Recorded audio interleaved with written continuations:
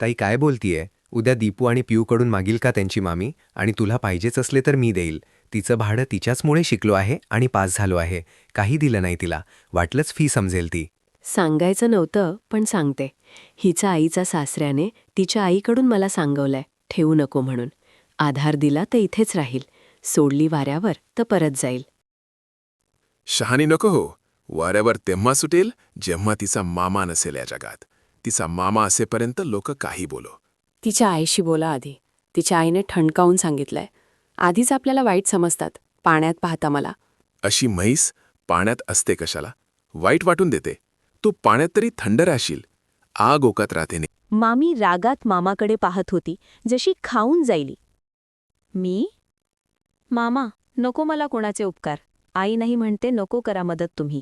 आणि मामी, मला तुझं बोलायचं काही वाईट वाटत नाही. मोठी झाली रे माझी भाची. उपकार घेत नाही मामाचे. प्रेम उपकार आहे. फोन लावला आईला.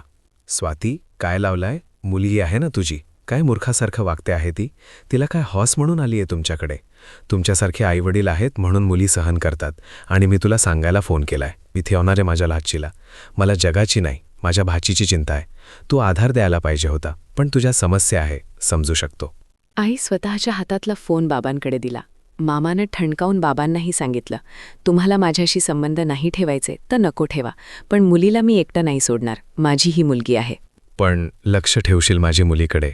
आई ही बोलली. सासरेबुवा नाही म्हणाले, 2 मुली आहे मागे. काही बोलू नको तू. सासऱ्यांची नाही, तुझी मुलगी आहे. मी येत जाईन.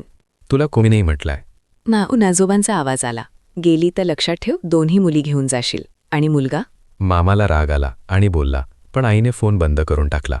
मामा रागात होता, आजोबांना बोलत होता. मामी, ठेवला त्यांनी फोन. आता फोनवर बोलत नाही. आता तुमच्याशी बोलणार नाही. पोरगी विकायची आहे आपल्याला? मामा, जास्त काही नको.